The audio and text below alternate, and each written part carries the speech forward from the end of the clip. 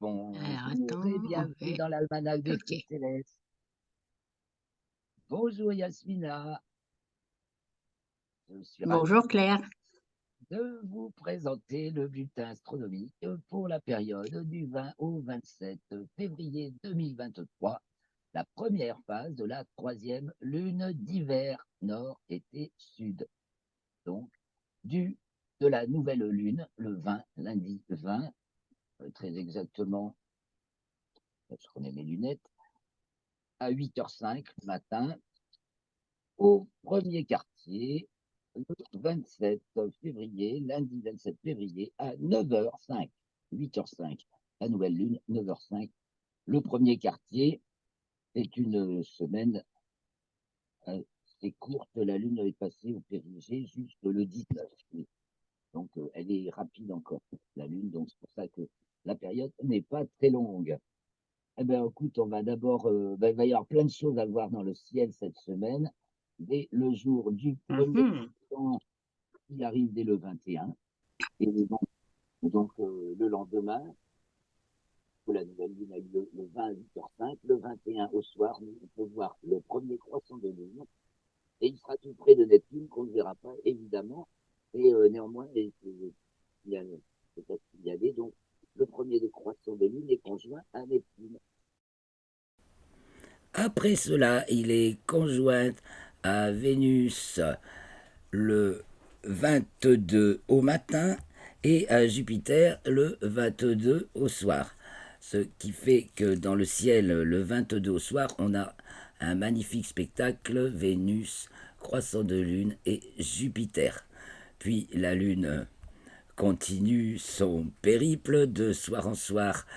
Elle est un peu plus haut dans le ciel du côté de l'ouest, plutôt sud-ouest, et au début, et de plus en plus haute, donc aussi de plus en plus vers l'ouest, et de plus en plus longtemps, et de plus en plus grosse, puisque c'est la lune, la première phase de la lunaison, donc la lune croissante, et chaque soir, le croissant est un petit peu plus gros et prolonge sa présence dans le ciel. En fait, la lune se lève dans la matinée, de plus en plus tard, culmine dans l'après-midi, de plus en plus tard, et se couche en première moitié de nuit, de plus en plus tard. Et le jour du premier quartier, elle se lève aux alentours de midi, culmine aux alentours du coucher du soleil et se couche aux alentours de minuit.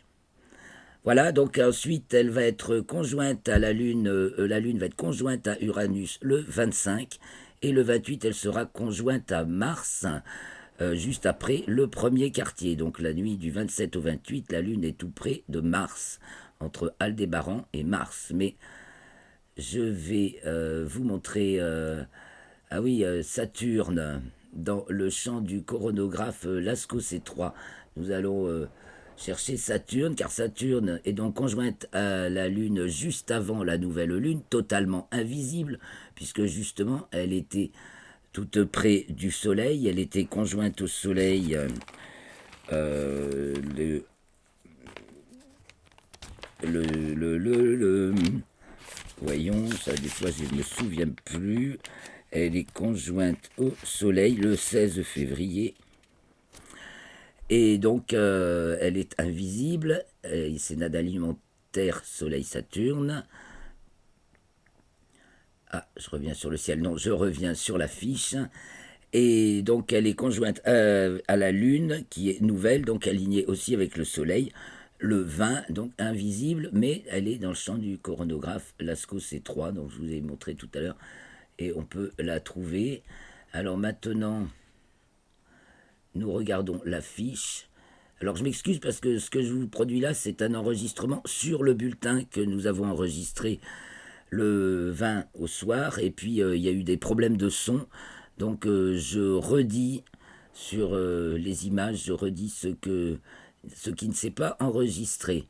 Donc là, nous faisons la lecture de la fiche chronologique. Donc nous allons suivre la Lune, n'est-ce pas?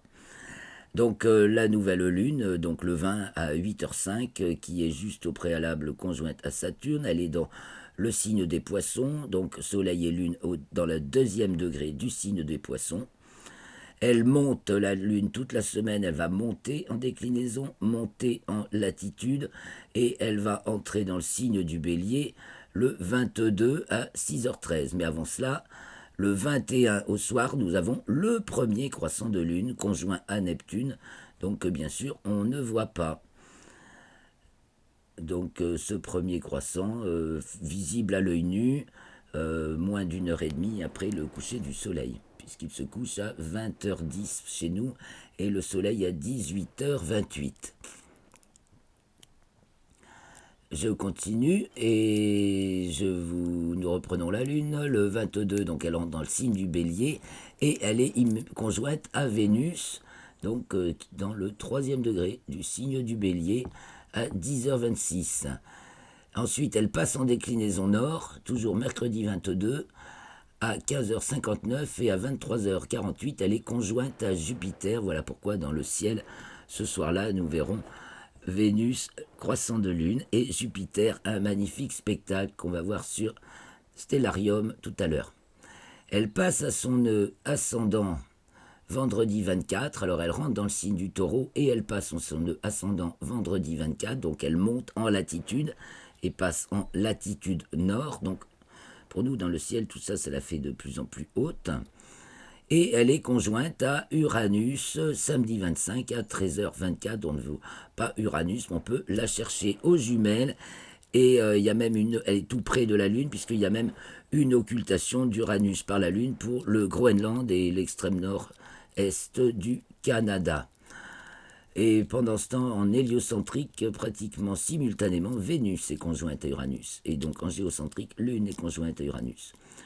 Puis elle entre dans le signe des Gémeaux, dimanche 26, et donc elle entre dans le signe des Gémeaux.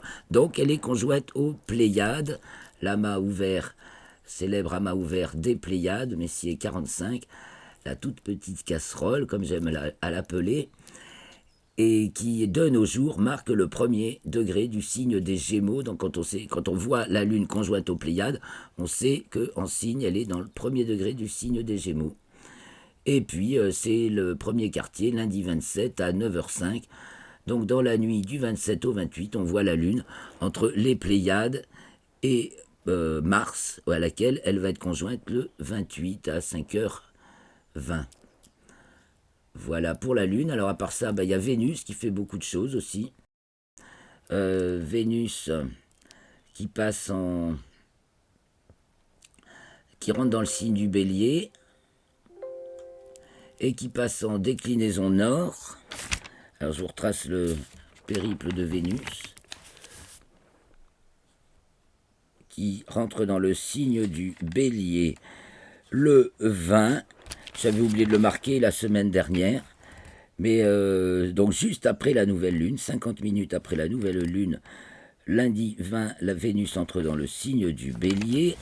Ensuite, elle passe en déclinaison nord le 22 à 3h54 et elle est donc conjointe à la Lune.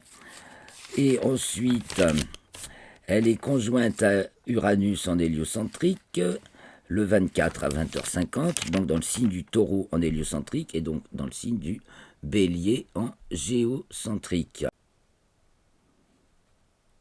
Donc nous sommes ici le 20 au soir et il n'y a pas de lune, donc on voit briller fortement Vénus et Jupiter, Vénus dont l'éclat va aller en plus en augmentant, Vénus qui de soir en soir se rapproche de plus en plus de Jupiter à laquelle elle va être conjointe le 2 mars.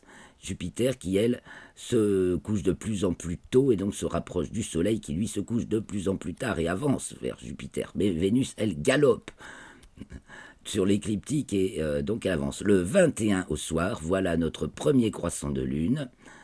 Je le grossis donc pour qu'on voit la forme du croissant. C'est un fin croissant de 3%. Voilà, nous reprenons donc une intempestive coupure. Ce jour de nouvelle lune, on est encore un peu bas là. Bon, ça va monter, hein, tout va monter là dans la semaine, ça va monter, monter. C'est un peu sec hein, cette énergie. Jupiter est en bélier, hein, je le rappelle. On en reparlera tout à l'heure dans les commentaires astrologiques. Donc je reprends, nous étions sur Stellarium et nous y retournons. Voilà, donc on était le soir du 21.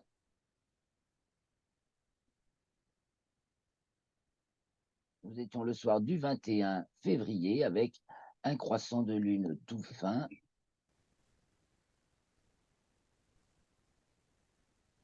Je vais essayer de mettre au milieu de l'image, voilà, pour grossir encore un peu. Et vous voyez bien comme il est fin. Il est de 3%, 35 heures après la nouvelle lune.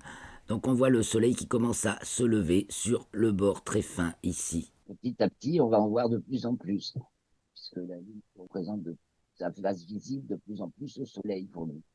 Donc voici, c'est le 21 au soir, donc la lune est près de Neptune, mais ça, on ne le voit pas. Je cherche Neptune, on va voir où elle se trouve par rapport à la lune. Voilà, elle est un peu au-dessus de la lune. Le 21 au soir. On a Vénus, elle fait l'angle d'un triangle, donc on ne la voit pas et elle va disparaître de plus en plus, elle se couche de plus en plus tôt, le soleil se couche de plus en plus tard, et elle va être conjointe au soleil en mars, le 14, si je ne m'abuse. Donc le lendemain soir, je me remets sur la Lune, on va suivre aussi Vénus et Jupiter, le 22 au soir, donc la Lune est conjointe à Vénus le matin et conjointe à Jupiter le soir, vers minuit. Donc en début de nuit, nous avons ce magnifique spectacle, Vénus, croissant de lune, et Jupiter. Il suffit que ce soit dégagé, vous voyez, c'est au sud, ouest, sud-ouest, et à ne pas manquer, c'est vraiment délicat et à la fois brillant comme spectacle, donc c'est très beau. Nous continuons, donc le 22, alors on va se mettre une heure plus tard, comme ça on voit les étoiles aussi et les autres. Donc on va continuer, elle va galoper vers Uranus, j'affiche un peu les constellations, voilà qu'on retrouve notre petit monde. Donc ça c'est la constellation des Poissons. Vénus et Jupiter sont donc devant la constellation des Poissons. Je vous ai dit que Vénus faisait une petite excursion devant la Baleine, parce que voilà, je trace les limites de constellation. Et alors, si nous suivons Vénus, on va voir comment elle se rapproche, parce que c'est le 2 mars qu'elle est conjointe à Jupiter. Alors, le 22, le 23, le 24, le 25, le 26. Voilà, elle est devant la baleine, là, enfin, dans l'angle. Et le 27, elle revient devant les Poissons et elle va être conjointe à Jupiter le 2 mars, le 1er ou le 2. Voilà. Et elle sortira des Poissons pour arriver devant le Bélier le 16 mars. Donc elle trace. Je reviens un petit peu en arrière au niveau des jours et j'enlève les barrières. Donc on va rechercher la Lune. Donc voilà, la Lune le 22 au soir. La Lune le 23, elle avance devant la constellation des Poissons. Le 24, elle est sous la constellation du Bélier, juste à côté d'Uranus. Voilà, il y a même une zone encore de la planète pour laquelle la Lune occulte Uranus. C'est le 25, et c'est pour quelle région? Le Groenland et le nord-est, l'extrême nord-est du Canada, et la Lune cache Uranus. Donc pareil, évidemment, il faut mieux regarder. Bon, enfin là, c'est même pas le cas. Et on va voir qu'il y a deux occultations d'étoiles par la Lune. Le 26, ben, elle est conjointe aux Pléiades, là, hein. Et donc, en début de nuit, ce petit monde culmine en début de nuit. Pratiquement, là, 20 heures sont déjà sur le couchant. Culmination, 18h19, oui, vraiment en début de nuit. Et donc, conjointe aux Pléiades, la Lune, le 26 au soir. Et donc, la nuit du 26 au 27, le 27, hop, elle va trop vite. Le 27, elle est conjointe à Mars. Donc, la nuit du 26 au 27, elle est entre les Pléiades et Mars. Et elle est en demi-lune. C'est le premier quartier. Et en dessous, au-dessus d'Aldébaran. Donc, magnifique spectacle. Mars brille toujours assez fort, mais de moins en moins, et rouge comme Aldébaran. Donc l'éclat de Mars se rapproche de plus en plus de celui d'Aldébaran. Et il va être équivalent très très bientôt, là, si ce n'est déjà. Voilà, alors bah, tout ça c'est assez haut dans le ciel. Je réduis un peu pour qu'on voit où c'est qu'on en est dans le ciel. voyez, donc c'est pratiquement au sud. Là, je me mets face au sud. Voilà, sont passés à leur culmination. La Lune culmine à 19h09, donc une heure plus tôt. Mais 19h, eh bien, il fait encore jour. Pratiquement, le soleil se couche. Les jours rallongent doucement. Enfin, non, Mm. vite. Donc, une heure plus tard, qu'est-ce qu'on a dans le ciel? Ben, du 20h, Orion passe au méridien avec le lièvre en dessous. Et puis déjà sur la droite, le taureau, donc avec Mars qui brille très fort, les Pléiades. Et puis sur la gauche, les Gémeaux avec Castor et Pollux. Et puis le petit chien Procyon et la très brillante Sirius qui passe au méridien, elle, à 21h. Voilà, donc ça, c'est les étoiles les plus brillantes du ciel. Au-dessus, on a Capella aussi, qui est déjà très haut. Vous voyez, elle est quasiment au zénith. Alors, quasiment au zénith, nous avons Capella, qui fait partie du grand jet de l'hiver, que je remonte encore une fois. Le grand jet de l'hiver, donc de Bételgeuse, Aldébaran, c'est vraiment les étoiles les plus brillantes. Capella, donc là, qui est au zénith. Les Gémeaux, Castor et Pollux, qui sont aussi très hauts. Pardon, Pollux est là. Procyon du petit chien, et Sirius qui s'avance encore vaillamment sur sa culmination. On remonte sur Rigel d'Orion Véritable. et on boucle sur les trois mages, Amintaka, Anilam, et puis ça c'est, et Anitaik. Et ici la grande nébuleuse d'Orion, mais je vous l'ai montré l'autre jour. Pour revenir sur la vidéo de la semaine dernière. Et voilà, alors du côté de l'Est, en début de nuit, s'élève le lion qui majestueusement traverser la nuit avec l'étoile Régulus. Il n'y a pas d'étoile filante en ce moment, ça c'est le anti-hélion, c'est le point opposé au Soleil, exactement opposé au Soleil. Et D'accord. alors quand on se met face à l'Est, enfin Est-Sud-Est, en fait on a en début de nuit, donc là, le lion qui s'élève sur la droite et la grande ours qui s'élève comme ça sur la gauche. Et si on les suit au cours de la nuit, ils font une boucle comme ça et ils reviennent se coucher au matin lorsqu'il c'est ce qu'on va voir. On va traverser la nuit en se mettant euh, bien sûr le petit lion. Le petit lion, c'est qui culmine au méridien à minuit, sextant lion et petit lion, passe au méridien à minuit, donc en milieu de nuit. Le petit lion, c'est juste entre le lion et la grande ours. Alors, d'heure en heure, ils vont s'écarter et se retrouver. Alors, d'heure en heure, vous voyez, ils montent. Alors, le lion part sur la droite, on est vers l'est. La grande ours part sur la gauche. Nous allons les suivre d'heure en heure, donc 22h, 23h. Il s'élève, le lion vers la droite et la grande ours vers la gauche quand on se tourne vers l'est. Maintenant, nous nous tournons vers le nord, au milieu de la nuit, 1h, 1h04, 1h. La grande ours plane tout là-haut sur le dos, vous voyez, le zénith est ici, tandis que du côté du sud, le lion trône à 57 degrés de hauteur, Régulus, donc entre 50 et 60 degrés de hauteur, pour 45 nord à peu près, trône au sud, suivi dans son sillage par la Vierge, avec ici Spica. Donc Régulus et Spica. Et la nuit se poursuit et nous les voyons descendre. Nous voyons le lion descendre du côté de l'ouest, tandis que la grande ours, si on se retourne vers le nord, on la revoit apparaître en descendant, elle aussi. Et maintenant, nous nous tournons vers le nord-ouest. Je suis déjà revenu au... Oui, je suis donc à l'ouest. Le lion plonge. Il est 6 heures du matin. Le lion plonge à l'ouest, tandis que la grande ours, elle, va raser l'horizon du côté du nord là, et du côté du sud. Que voit-on? C'est donc du côté du sud, nous avons le scorpion en fin de nuit, avec l'étoile Antares, Fucus, Hercule. Et du côté de l'est s'élève le grand triangle de l'été. Voilà, du côté de l'est, nous voyons se pointer le ciel de l'été. Vega, Deneb, Altaïr. Avec entre s'élèvent pile à l'est toutes les petites constellations, petit cheval, dauphin, flèche et petit renard.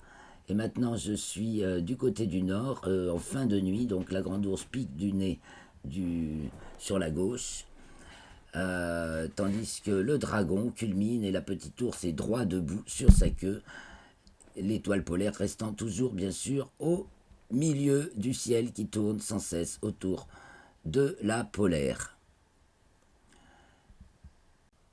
En fin de nuit, nous retrouvons notre grand ours et notre lion qui plonge, donc en fait il faut se tourner vers le nord-ouest. Et là, nous voyons la grande ours à droite et le lion à gauche plonger vers l'horizon. Le chariot va raser l'horizon nord, le lion se couche. Alors nous repartageons l'écran et on va aller voir la fiche avec les petits détails de la semaine en plus. Donc il y a une tripotée de petites planètes à l'opposition du Soleil cette semaine. Vraiment, c'est une collection importante. 1, 2, 3, 4, 5, 6. Lumen, Athée, Dione, Eurythée, Abundantia, Harmonia sont essentiellement devant le Lion ou le Sextant, bien sûr. Donc, vous avez vu tout à l'heure l'anti-Lion, le point opposé au Soleil. Donc voilà. Actuellement, le Soleil est devant la constellation du Verseau, donc les planètes à l'opposition du Soleil sont forcément devant celle du Lion. Donc, on n'a plus de visites dans le ciel que Vénus, Jupiter, Uranus et Mars, les quatre dans le ciel du soir, que Mercure et Saturne maintenant sont du matin. Mercure n'est plus visible et Saturne ne l'est pas encore. Il deviendra visible fin mars. La comète 3ZTF, la magnifique comète, elle n'est quand même pas visible à l'œil nu. Bon, ben, elle s'estompe, mais elle est encore bien là. Je partage une image. Une photo de cette comète. Voilà.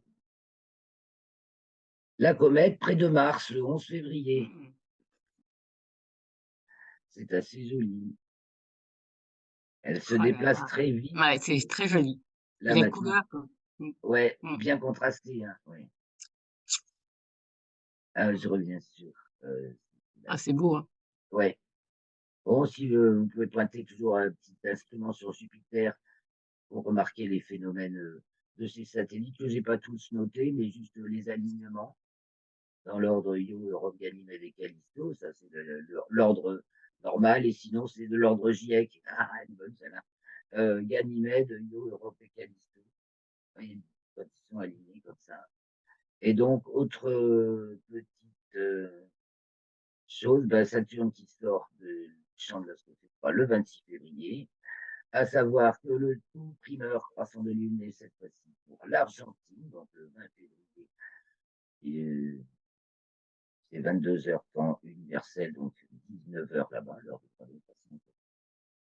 de lune, parce que c'est pas les croissants. Le premier croissant du matin, c'est ce qu'on mange.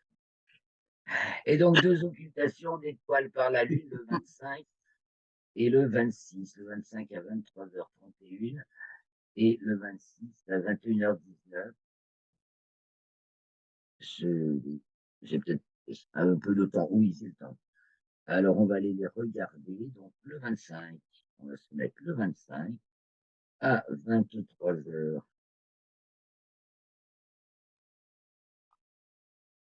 Et on va chercher l'étoile 54, Ariès, donc 54 du Bélier. Occultation d'étoiles par la Lune. Ça dit donc le 25, 23h01, 54, Ariès. Ben voilà. Donc, faut pas que la Lune soit grossie, parce que sinon, ça trompe. Alors, voyez, la Lune, c'est du côté de l'ouest, elles vont bientôt se coucher, je grossis. Donc, à 23h, le 25, un petit instrument, c'est une étoile de magnitude 6 quand même. Et voilà, on la voit s'approcher de la partie obscure de la Lune, et elle va disparaître un petit peu. Elle va glisser derrière la Lune. Alors, il y a des points pour qui elle va simplement longer, être rasante, longer la Lune. Et là, bon, elle se couche. Alors, on va plutôt aller voir la précédente, non, la suivante, le 26, qui sera beaucoup plus visible, 32 taureaux, ce sera plus facile et intéressant à observer. Donc, le 26 à 21h, et nous allons chercher 32 du taureau, l'étoile 32 du taureau, pareil à peu près magnifique. peux afficher plus de détails. Voilà, magnitude et type étoile. Et donc là, alors elle est où cette trente de taureau? Ah bah, elle est déjà derrière, donc voilà, donc elle disparaît, voilà, avec donc des jumelles, comme c'est du côté sombre de la Lune.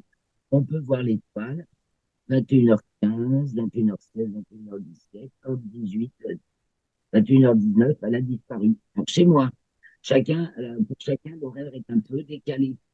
Et donc c'est fort intéressant parce que ce genre d'observation à plusieurs permet, grâce à la parallaxe, de définir de mieux en mieux la distance des étoiles, par exemple, si elles sont doubles, Mm. la disparition. Voilà, alors avant de terminer, quelques petites news qui sont dans l'article. Là, c'est une. Alors, qu'y a-t-il de remarquable cette semaine au niveau des news? Alors, apparemment, les Russes ils ont eu que des problèmes sur leur vaisseau. Il y a la station spatiale, beaucoup d'ennuis. Je pense qu'il y a fait du sabotage au bout d'un moment. C'est que vraiment leur matériel est vieux et ils ont fait les frais maintenant. Et ils ont prévu finalement parce que déjà il y avait eu un problème sur un Soyouz, donc il y a trois astronautes de Russes et un Américain qui sont obligés de faire un séjour prolongé dans l'ISS et ils ont prévu d'envoyer un autre Soyouz pour les ramener plus tôt. Et finalement, apparemment, ils ont encore brûlé les étapes en disant qu'ils l'envoient vers l'ISS le 24 février. Il faut savoir que c'est le jour anniversaire de le début de la guerre en Ukraine. Et donc, Ah ouais. c'est prévu de manière in extremis. Et alors, ils se font beaucoup casser. Tiens, alors maintenant, je perds ce que j'ai contre moi. Voilà. Maintenant, il va y avoir aussi des astronautes saoudiens dans l'ISS à la fin de l'année, un homme et une femme. Bon, des habitations gonflables avec des miroirs solaires. Saoudien? Oui, oui. Mhm. Je passe pas. Ils Oui, alors. innovent. Mais oui, tout le monde se lance dans le spatial. Il y a aussi la Tunisie Non, mais c'est bien. qui, c'est au niveau des satellites,